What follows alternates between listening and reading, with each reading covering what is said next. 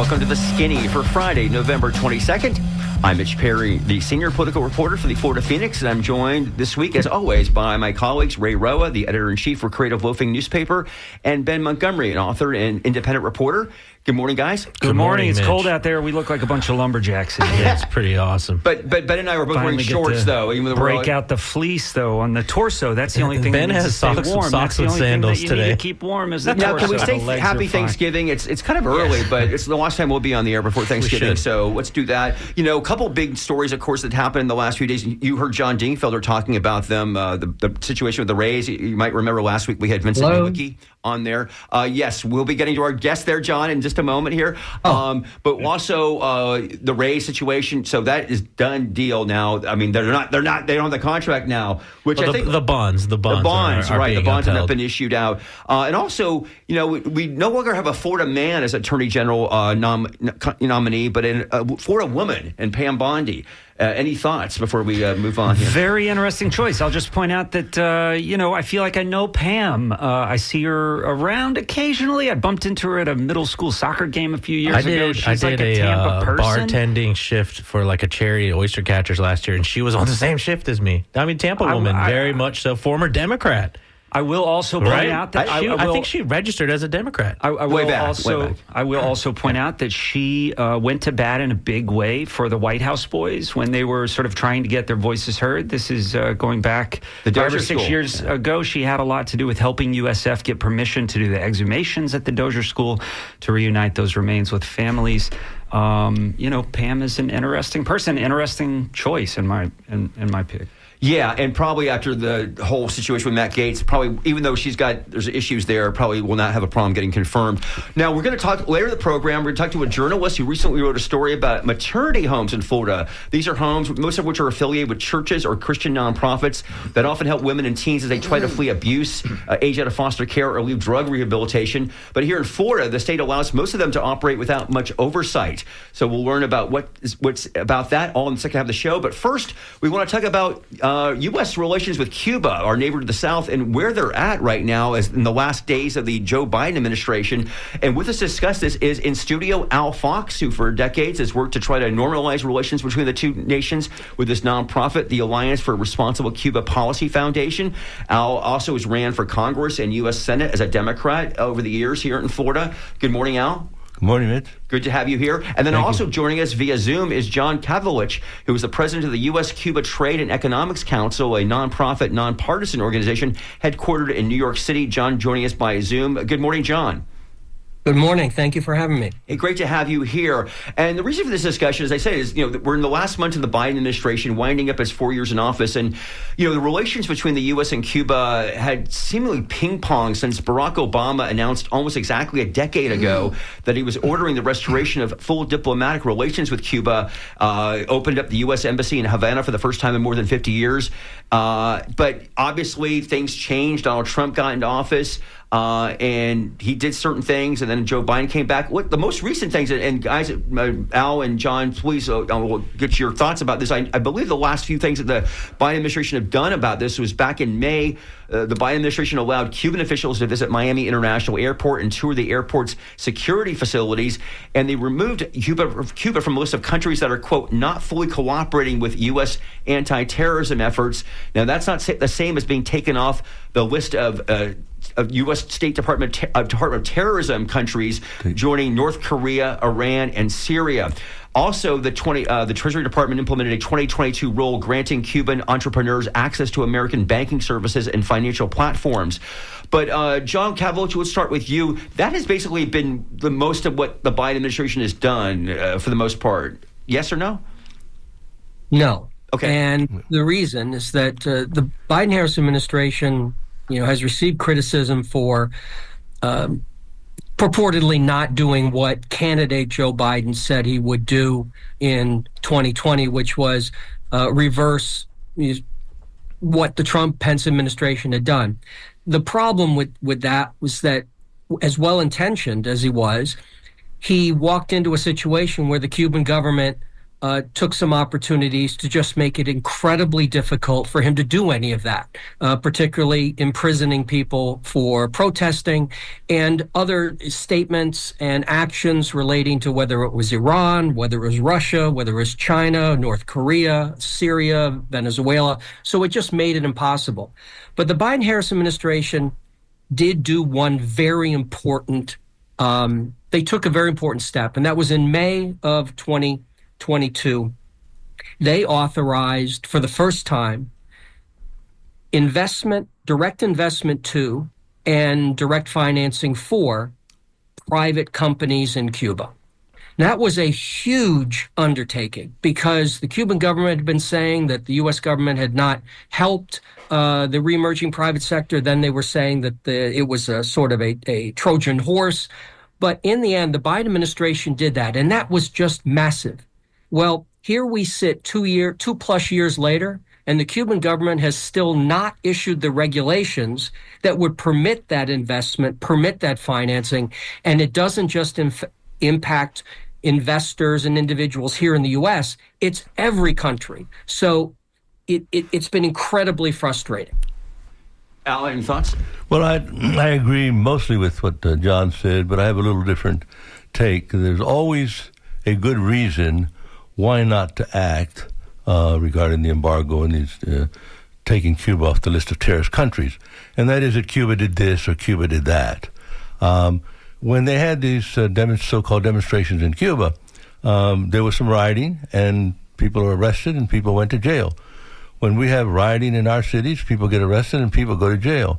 That so-called freedom demonstration that took place in Cuba July in July 2021, that was orchestrated out of Miami, clearly out of Miami. You'll never convince me that you have a spontaneous demonstration in July in Cuba at 9 o'clock in the morning, and at the same time you have a demonstration in Miami if it's not coordinated. So there's always a reason why not to act. But the bottom line is we are embargoing Cuba. They're not embargoing us. I think that the policy is beyond immoral. And when Barack Obama did what he did, well, who didn't like it? Well, let me start with who liked it. Everyone liked it. Corporate America loved it. The Cuban people liked it. The American people liked it. But 1,000 people in Miami didn't like it. 50 people in Tampa, Florida didn't like it. And 500 people in Union City, New Jersey didn't like it. But those are the people that have the power. The Cuban exile community. Can you understand, help those of us who aren't super familiar with this issue understand what segments you're talking about? Who are those people? These are the what I call them Batista fascists that were part of the Batista government one way or the other, or their families were part of. Gloria Estefan sings songs about freedom and democracy. But she never tells you that her father was chief of security for Fulgencio Batista. Mario Lincoln Diaz-Balart and Jose Balart, they talk about that we need freedom and the oppression of the Cuban people and the Castro in the jails, etc. The Congress members from Miami, yeah. But they don't tell you that Fidel Castro is their uncle. Direct bloodline with Fidel Castro's first wife was the aunt to Lincoln's father's sister. Okay, so what's the relevancy of that? This is a family feud like the Hatfields and the McCoys. Okay, it's personal for a lot of people, and they keep her. To the rest of America, they could care less.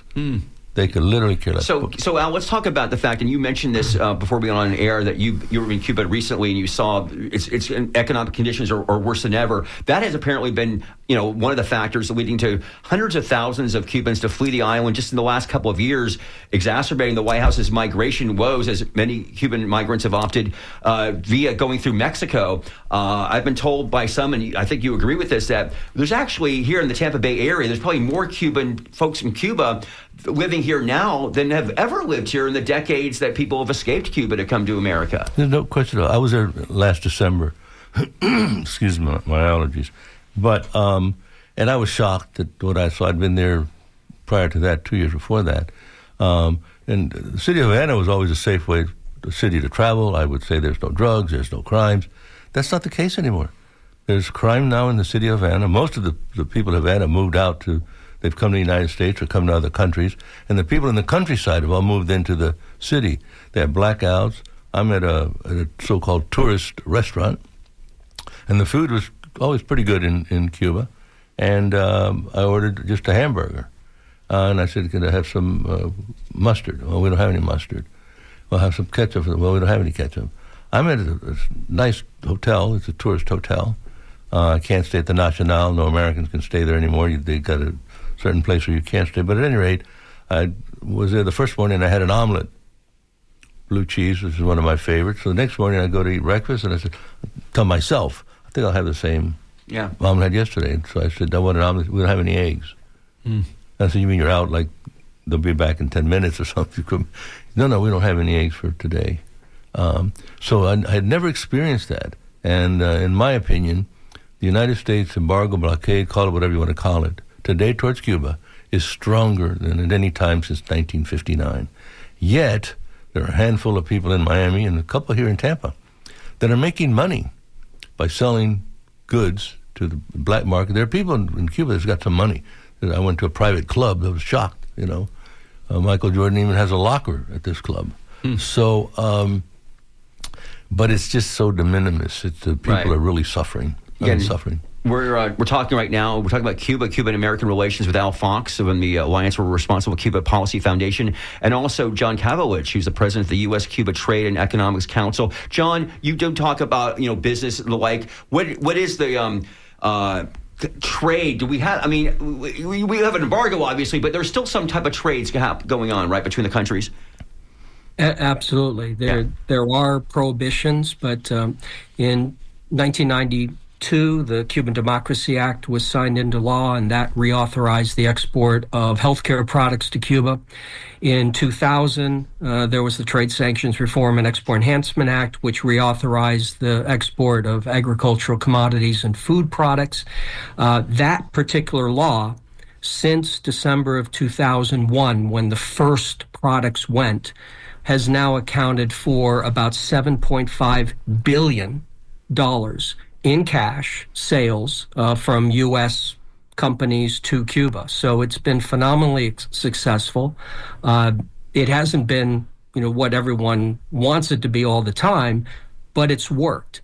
And then during the Biden-Harris administration, as with the Obama-Biden administration, there were also decisions taken by the White House, by the State Department, by the Commerce Department, Treasury Department that authorized certain activities, whether it be the importing of products from Cuba, and anyone that uses Nestle Nespresso, there is Nespresso capsules with coffee from Cuba.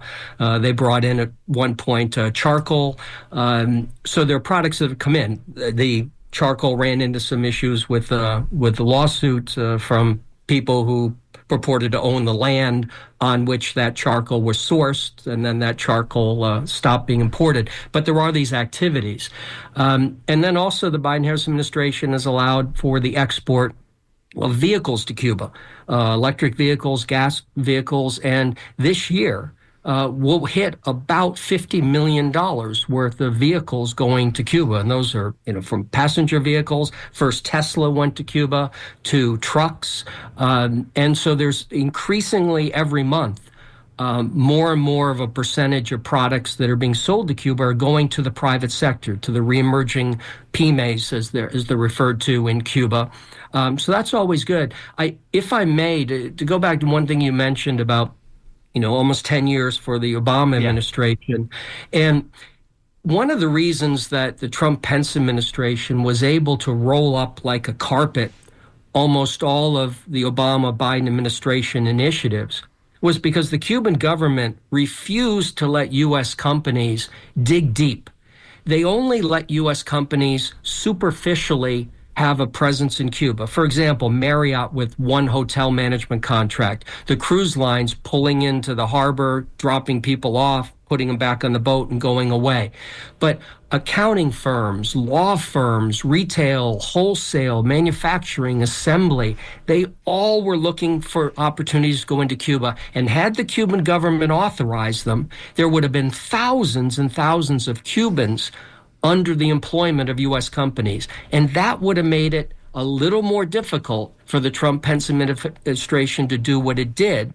And now we're coming back into a Trump-Vance administration where they may likely roll back or try to roll back some of what's been happening under the Biden-Harris administration. But there is one difference, and that is that the Biden-Harris administration has allowed companies to go a little deeper and build some roots, and the Cuban government has as well. But we still have that stinger, and it's like a wasp stinger, and that is the Biden-Harris administration says you can now invest in and provide financing to Cuban private companies, and the Cuban government says we're not interested. And had that not been the case, as we're now less than 60 days away from a new occupant of the Oval Office, there would have been companies down there, Cuban companies, that even met some of the most critical definitions of private companies, because there's some of the said, hey, these are government companies transitioning to private, but even some of the purest, they would have expanded, they would have had financing from the U.S., they would have had investment from the U.S., and that would have been more of that root system that would prevent any dislodgement. And unfortunately, we don't have it. Right. Let's talk about the fact this past week, actually, is a handful of members of Congress, including Barbara Lee from California, Jim McGovern from Massachusetts. They wrote to President Biden urging immediate sanctions relief for all the Cuban people amid these widespread blackouts that Alfonso mentioned. Since 2022, over 800. Okay, well, I'm just looking at my notes here. Over 850,000 Cubans have sought refuge in the U.S. The ongoing collapse of essential services, particularly electricity, has further exacerbated this exodus. That's what this letter said. They requested that Biden remove the state sponsor of terror designation, expedite emergency humanitarian aid and technical assistance, issue safe harbor letters to address over-compliance with sanctions, suspend sanctions impeding aid, and facilitate energy infrastructure repair and modernization. John, going to you first. Obviously, I don't want to say this is a dead letter, but do you see Biden doing anything in these last weeks in office on Cuba at all? Waste of time, waste of paper, waste of effort.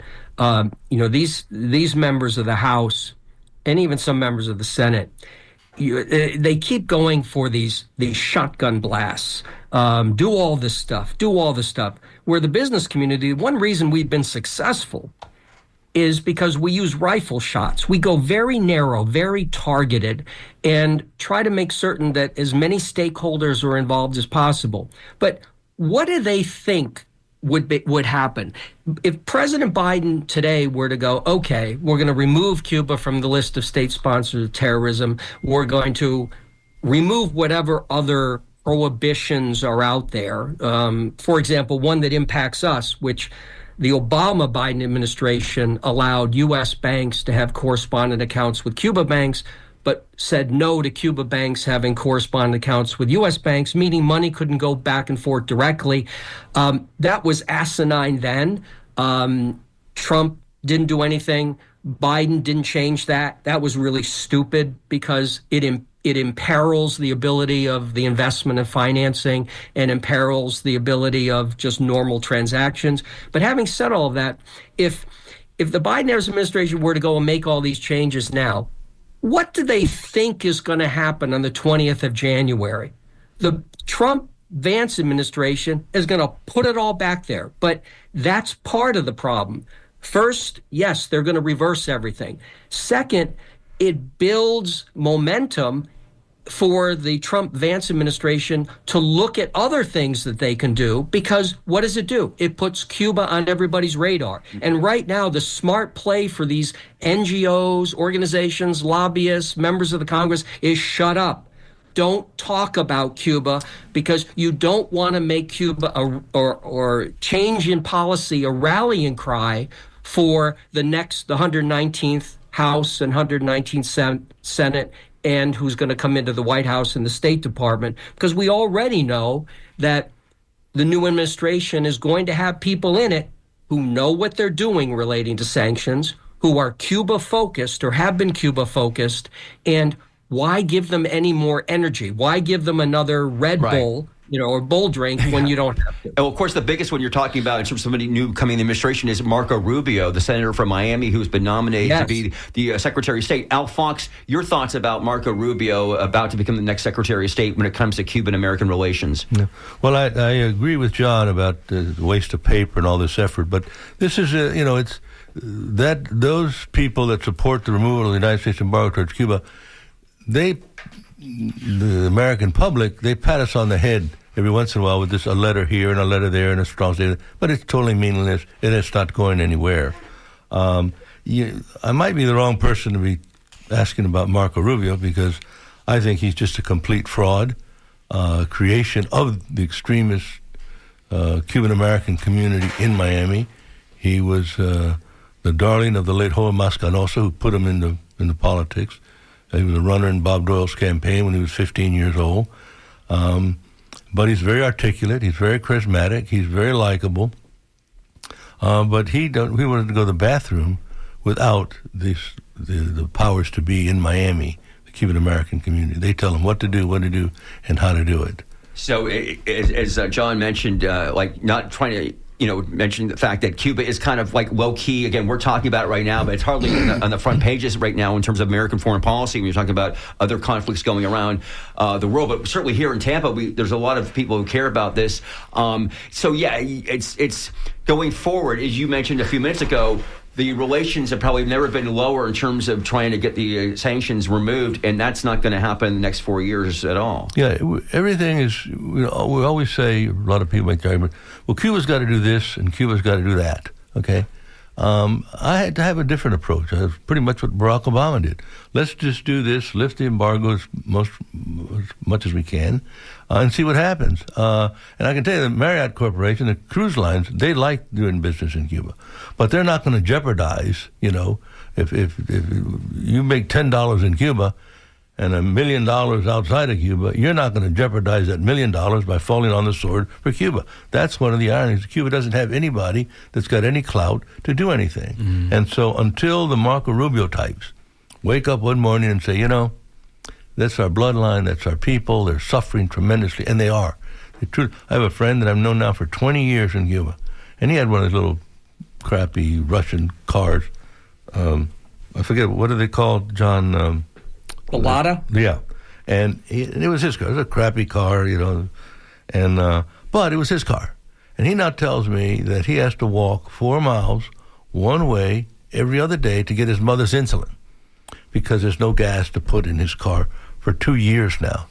Okay? Now, don't misunderstand what I'm saying. I mean, you can't go to the bathroom in Cuba without the government being involved in some. I get that completely. But Cuba's a small, insignificant sovereign country, okay? And it's in our national interest to do business with Cuba, okay? Believe me, I took 3-star Marine General Michael DeLong to Cuba, and it was interesting. We had a meeting with Fidel Castro and watched them go back and forth, and Fidel Castro said to General DeLong, General, we pose no threat to America's national security. And General DeLong said, well, hell, we know that, just like that. He said, well, we know that, But it was interesting because Cuba poses no threat, and the Soviet, no one's going to do what they tried to do back in the Cuban Missile Crisis to put missiles in there, because we then would step in and stop it again.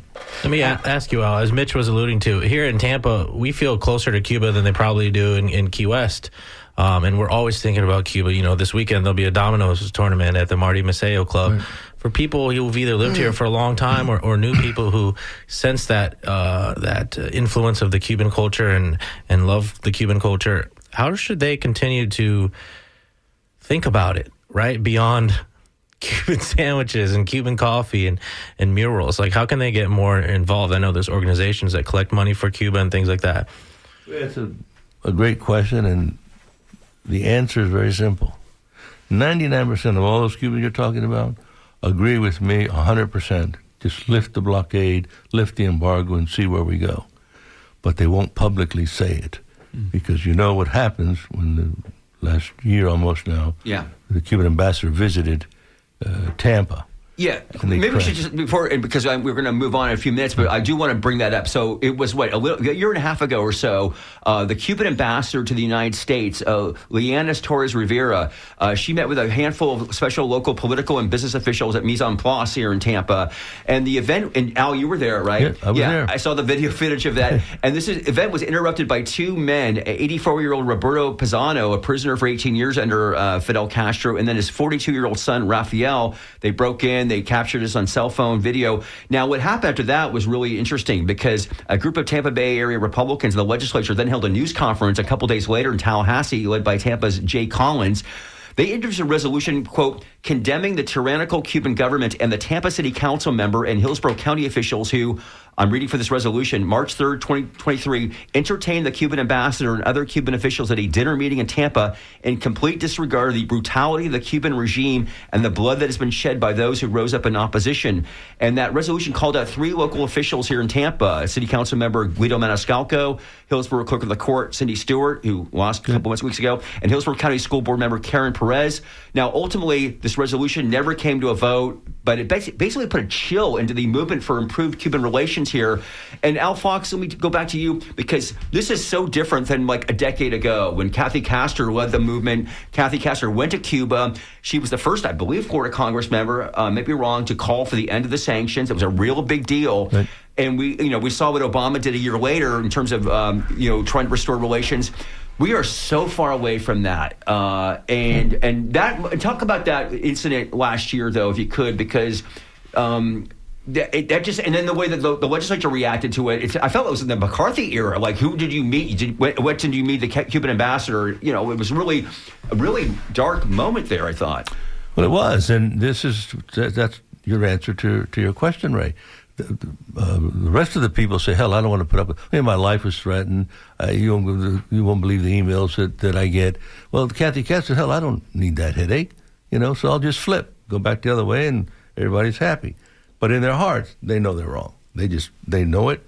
They talk in private, and what I tell people, don't tell me in private anymore, Al, you're doing a great job, a wonderful thing, Say that publicly. Don't say it privately, and so here it's like we just keep going around in a circle, and then. Al, I wonder if you couldn't go back for a second to what we were talking about just before we went on, and give us the history of how our wet foot, dry foot policy with Cuba has confused immigration in other places. Well, as a generalization, I can make a strong argument that the mess that we have in the border today, our immigration policy, stems from all the special privileges that we gave to Cubans. And how did that come to happen? Wealthy Cubans gave money to American politicians to pass laws that apply only to Cubans, whether it was wet foot, dry foot. All you had to do is come from Cuba, come to the border, Brownsville, Texas, say, I'm fleeing Fidel Castro, I'm up, come right on in. Yeah. No questions asked on other. And that grew, and more other countries looked at it.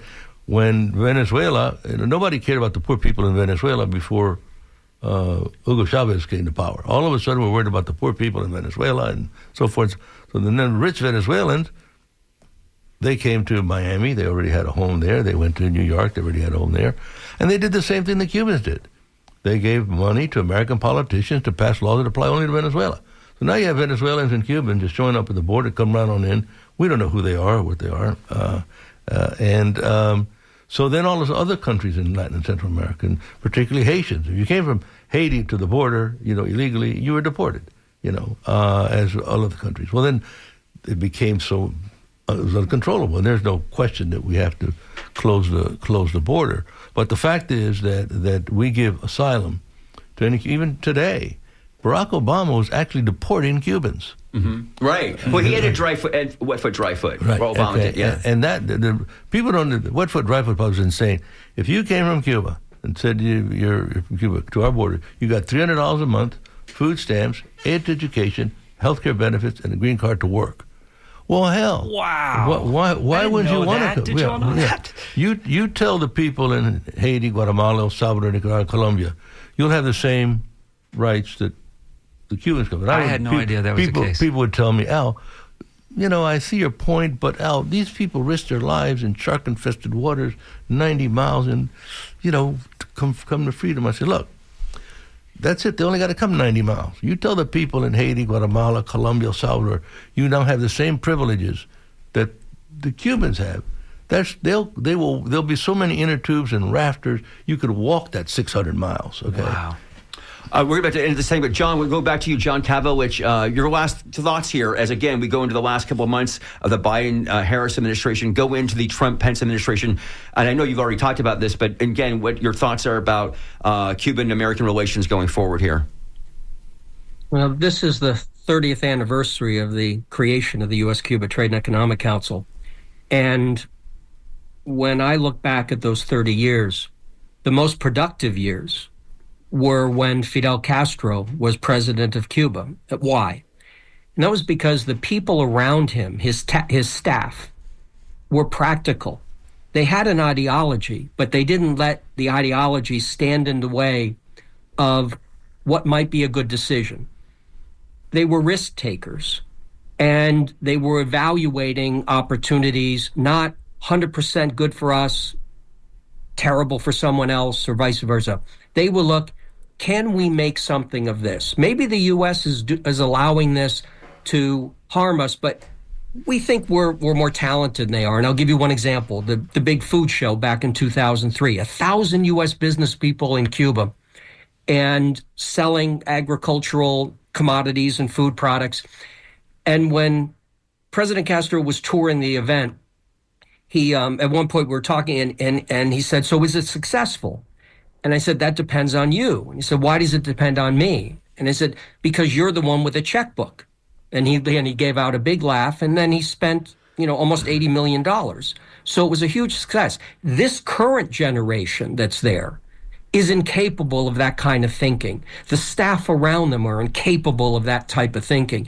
The Vice Minister of Foreign Affairs, Carlos Fernandez de Cosio, comes to the U.S. and goes and speaks to students at Rutgers University rather than trying to engage with business people. And what this government has done in Havana is make Cuba irrelevant. And they've worked really hard at it, and they've achieved their goal because U.S. companies don't care because they know that the Cubans are not responding, particularly investment, financing, just doing everything that would say, look, we know there are sanctions, we don't like them, they're harming us, but we think that we can take these sanctions and do something good. And that's the difference between Cuba and a China and a Russia and an Iran and a Syria and a Venezuela, where they all look at sanctions, they're like, this sucks, but we need to survive. So we're going to try to figure out a way around them. With Cuba, their strategy is, there's all these sanctions, so what are we going to do? We're not going to change to try to absorb them or get around them. What we're going to do is just go and beg other countries to give us money so we can stay the way we are. And that's, that's the environment that the Trump-Vance administration is going to find. And what I was talking about Marco Rubio, regardless of who created Marco, the fact is that he has one talent going into his new job that's going to be incredibly impactful, and that is he speaks Spanish. And he'll be the first Blinken speaks French, but Rubio will be able to travel throughout the Americas, will be able to speak directly in media in the language that the hemisphere speaks. Yeah. And that's going to be incredibly important. I'm not saying that what he's going to say is great or not great, but he's going to have that communicative capability that's going to really be important. John Kavovich is the president of the U.S.-Cuba Trade and Economics Council. John, thank you so much for joining us today from New York City. John, be well. Thank you. Okay, thanks, Al. Thank you. And Al Fox, Al, hang around here. We're going to go to a different segment here, but maybe we'll get a chance. Do you want to say one quick thing? One quick thing? Yeah. That in 2006, when I was running for Congress here, I went to Cuba and had a meeting with Congressman Delahunt. That was the purpose of the meeting. When the meeting was over, and I go to bed at night, a lot of nights thinking, why would he tell me this? The meeting is over, and Fidel Castro comes up to me, and he put his arm on my shoulder, and in English, he said, Albert, walk with me. And we went walking down this hall, and he said, I want to wish you good luck in your campaign for the United States Congress. He said, say whatever you have to say about me, as bad as you want, I understand. I go to bed at night saying, why would a man tell me that? He understands, okay? He does understand. And unfortunately, some of what John said is good, and I agree with a little bit, and not so much, The fact is that to compare Cuba with Venezuela and China and Iran sanctions, Cuba is a drop in the bucket compared to those countries. Okay, they literally are nothing. They're non-players in it. They have no military. They have nothing. Okay, so to compare them on sanctions with Iran is, and then here is the bigger problem: the United States sanctions the United States sanctions that we have on Cuba is substantially greater than any sanctions we have on any other country in the world. Al Fox is the head of the Alliance for Responsible Cuba Policy Foundation. Al, hang around here. We're going to maybe get back to you the last couple of minutes of the show. But I'm going to give it now back to Ben Montgomery. We're going to go to a different direction now, Ben. Yeah, and actually our next guest could have joined this conversation because she covered immigration during the Trump administration. Before joining Reveal, which is the outfit she works for now, Laura C. Morel is a reporter for Reveal, covering reproductive health. And she brought us last month now. We actually got delayed talking about this by a couple of hurricanes. But last month she reported, in conjunction with the New York Times, wound up running on the front page of the New York Times, a story about Florida maternity homes. Now, these are homes that often give a fresh start for pregnant women who might be on the brink of homelessness, or they might be, coming out of rehab or something like that. It's often a critical moment in lives of pregnant women. And they seek help at one of their few options, which are nonprofit maternity homes. These are sort of all over Florida. And the issue raised by the story and by the reporting that Laura did by interviewing lots and lots of people who'd spent time at these homes, and also the players and the volunteers and the employees of these homes, is such that the state doesn't really have much oversight when it comes to these homes, and there are often some spaces where abuse can happen. And so without getting into the details, we welcome to the program Laura Morel. Laura, how are you? Hi, Ben. I'm good. How are you? Thanks so much for having me on. Thanks for joining us. I wish you could have been a part of the first part of this hour because, you have such a broad knowledge of immigration, especially during the 4 years of the Trump administration. But let's talk about these maternity homes. How did you get onto this story, and what did you learn? Yeah, so I cover reproductive health, and I'm based in Florida. I'm in the Tampa Bay area. And while I was working on some other unrelated stories, I came across some information about a maternity home in Florida. And that sort of sparked my interest, and I started, digging into it and doing some research, and found that there were many maternity homes in Florida. In fact, I was able to find 27 of them. And historically, when we think about maternity homes, these were places where, more than half a century ago, pregnant, unmarried women could give birth, and then they would place their babies up for adoption. Most of these places closed by the 1970s when birth control became widely available. So I was really interested in learning more about the mission of today's maternity homes. How was it different, and what it was like for the women who rely on their services today. And you began to learn that these homes require residents sometimes to agree to strict conditions that that might in some cases dictate their financial decisions, limit where they go, limit in some cases who they talk to, right? Yeah, that's right. For example, in Naples, Florida, there's one home in particular that required women to get permission before they could leave the property, and to download a tracking app on their phones. They also had to lock their phones in a safe overnight. And one of the women I talked to who experienced this actually shared a photo with me of the safe that ended up running with the story. We also found at least 6 homes that mandated attendance at morning prayer, at church services, Bible study as a condition of living at the home. And these were activities that a lot of the former members who were not religious said felt like religious indoctrination. A lot of other homes also had rules around cell phone use, not being able to use their cell phones at night or putting their cell phones away in the evenings, as well as a probationary period of 30 days or 2 weeks where they weren't allowed their cell phones at all. That sounds interesting to me, but what do the homes say about the reason that these rules are in place? What is their defense of this sort of draconian these measures that stop women from talking to others?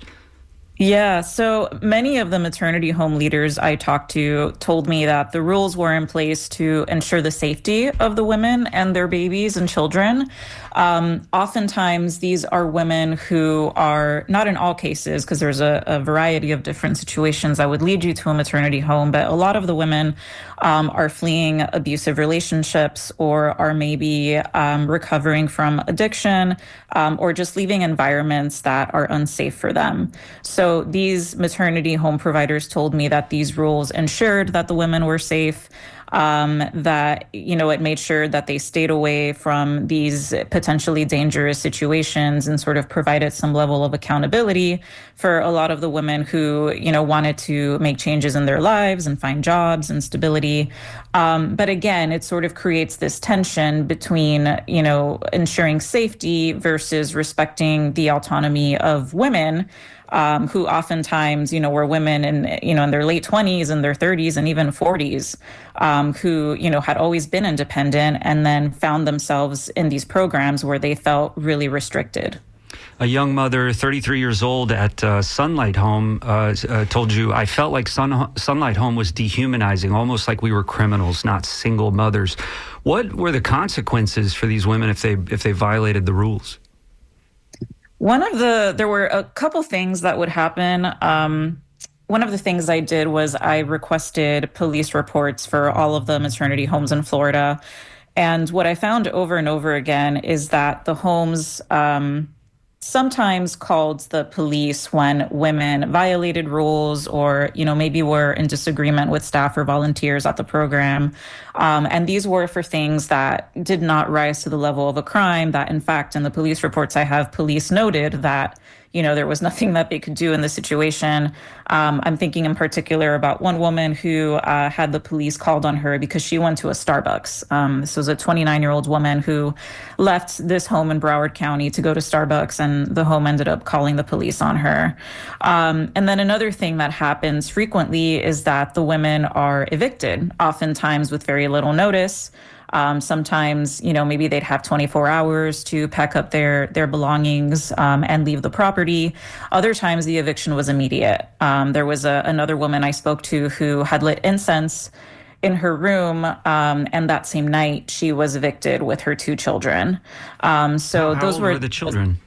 The children were, don't quote me on this, but they were about 5 and 8. Wow. So she had just moved in a week before with her kids, and this was sort of a last resource for her.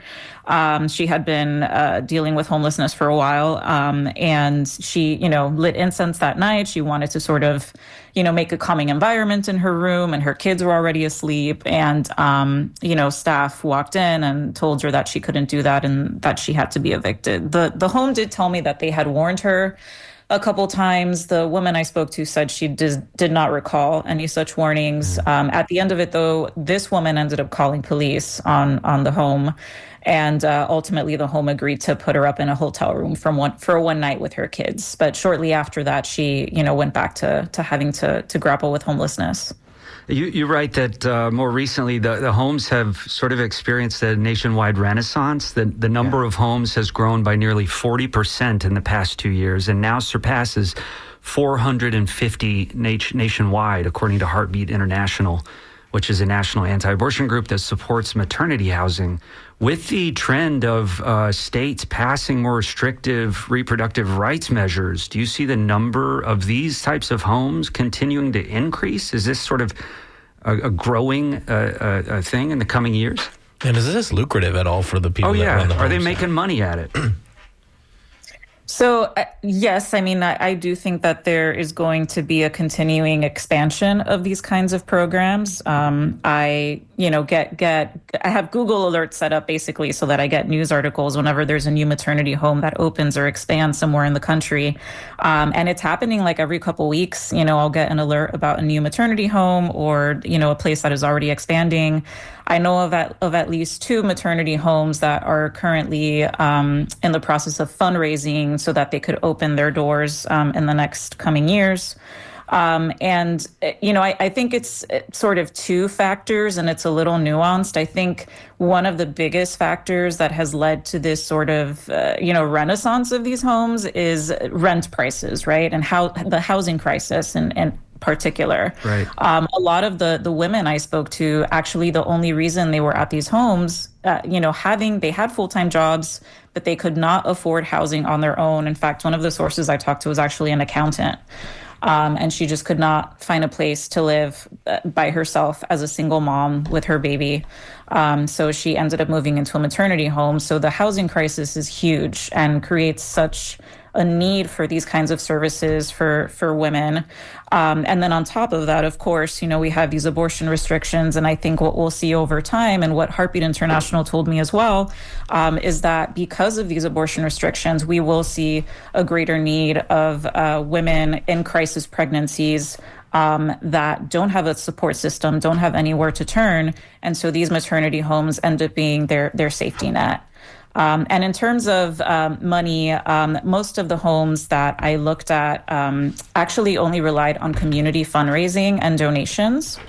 And very, very few of them receive state or federal funding. And I think that's part of the, not being licensed piece of it, and sort of operating under the regulatory radar, is that they have the, freedom to, fundraise how they choose, and spend the money how they choose. Laura, what about in Florida? How about state funding there at all? No. There is a bit. There's one small bucket. It's specifically for crisis pregnancy centers. But and I think the number is now $25 million a year for crisis pregnancy centers in Florida. There are about a handful of homes around the state that get funding from that bucket, but it's a very small amount. And that money, by the way, came out of the, I think the 6-week abortion, or was coincident, the same time? Yes. Yeah, they did that. Money set aside to be directed to maternity they said homes. They acknowledged, because people were saying, okay, you're going to basically ban abortion here in Florida. What are you going to do for these mothers? What are you going to, so they created $25 million. You got to. It stands to reason with the establishment of that kind of pot that the providers would sort of rise up to claim that money. We're in line for more of these types of places.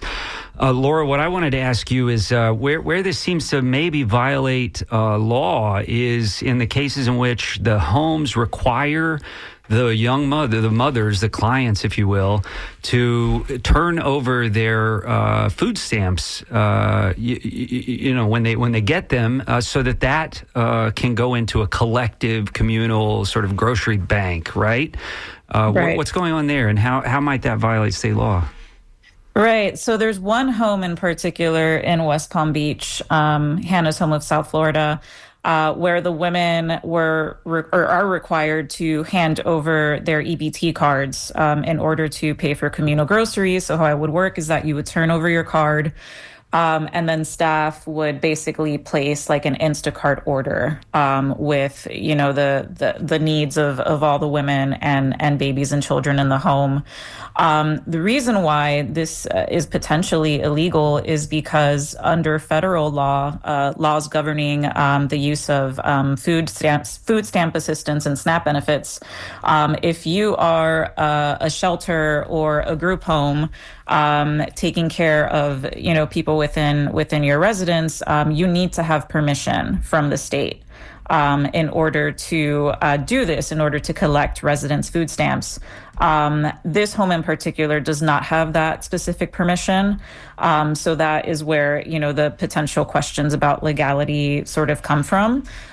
It's also, sort of problematic in the sense of a lot of the women I talked to who were at this home said they sort of felt like they lost a lot of their autonomy and independence, giving over their EBT card, not being able to have the ability to go to the grocery store by themselves and pick out their own food and, learn how to budget and, learn how to like buy groceries in a way that, that you could cook food and have, be able to prep meals throughout the week. So it really limited these women and it, was very frustrating for a lot of them. Laura, the amount of control exerted at these homes is outstanding in so many parts of your story. And I was trying to think outside of obviously prisons or rehab or anything like that, what other kinds of institutions exert this kind of control over the people that stay there? I mean, I would say that all residential programs have some level of control. At shelters, whether it's domestic violence shelters or shelters for homeless people, rehabilitative programs, treatment centers, they're all rules, right? Because, you have people that have never met before, potentially living together, sharing a space, and you need to ensure that, people get along. But I think, what makes these homes in particular a little different is just this idea that they are mostly unregulated.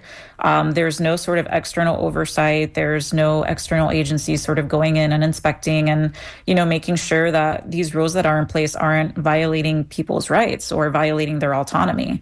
And I think that that's probably one of the biggest differences. Also, too, in terms of staffing, a lot of these places aren't staffed by folks who might have degrees in counseling and social work. They're staffed by people who mean well, right? These are people that have, I think, ultimately good intentions. They want to help these women, but they don't have any experience in residential care. And so I think because of that, that also sort of creates this avenue where these kinds of rules begin to exist, and it creates this tension. And you may have mentioned this before, but 3 of the homes you looked at conducted random searches of rooms and belongings. What gets me is the first part of this. 2 required sexual abstinence. Yes, I guess they make them sign an agreement, or they're not in the bedrooms or monitoring these women privately, right? Right. In a lot of cases, how it works is that the women who are entering these programs will sign an agreement up front, and the agreement will list all of the rules that they need to abide by during their stay there. And in a couple of the homes I looked at, that was one of the rules, was requiring sexual abstinence. So the women sign the agreements, and then, after that, they can shortly after that move in. It's just another, thing that, one provider in particular told me it just comes down to safety. And sort of, from their perspective, ensuring some level of accountability for the women. But again, sort of this nuanced issue of, independence, right? Like how much independence do these women get in these homes? And I think, for a lot of these homes, I would say it's very little. And that causes a lot of frustration on the part of the women who live there, who, have nowhere else to go. I talked to one woman who told me that it was either sleep in her car with her baby or move into a maternity home. So these are the kinds of decisions that a lot of women who don't have resources in the state of Florida are dealing with today. Laura C. Morel is an investigative reporter for Reveal. You can find her story about Florida maternity homes on our blog at wmnf.org. Laura, thank you so much for this important reporting, and we really appreciate you bringing this to us and also joining us to tell us about it today. Yeah, I hope you can join us for a follow-up as this legislative session unfolds, too, see if they'll touch or increase that pot of money. Yeah, thank you. I'd love to be back on. Thanks so much. Thank you, Laura. Thanks. Hey, but we have about a minute left. We have Al Fox still hanging out here. Al, you were involved slightly with the RFK Jr. presidential campaign earlier this year. We only have a few seconds left to go. What do you think, your thoughts about him being nominated for Health and Human Services Secretary?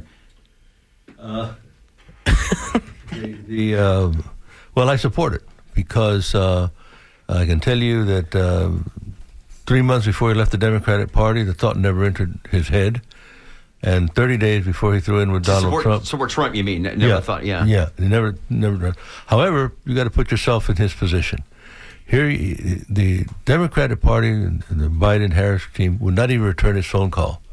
And he tried on numerous occasions. Chris Cuomo on national television said, hey, do you want me to run traps for you? Maybe I could get you to get a phone call returned. So put yourself in his shoes. His party excludes him, right? And Donald Trump's kissing him left and right. And he's even now eating McDonald's, apparently, according to that. Well, that's the brainworm told him to do it, Mitch. Come on, man. You see that all of these stories about the guy. I visited with him 3 times, and I was pretty hard on asking him these questions. And as someone whose image is tarnished by propaganda, I'm very sensitive to that. It's respect. Thank you, Al. Great to have you here today. Al Fox, Laura C. Morel. Thank you so much for joining us today on The Skinny. On behalf of myself, Ray Roa, Mitch Perry to my left, Ben Montgomery to my right, Skip Sassy on the board today for us, Irene Matthews on the phones. Please stay tuned to WMNF Tampa. Joel and Shilke is in Studio 1, ready to give you art in your 2 little ears. Are we all? Yeah.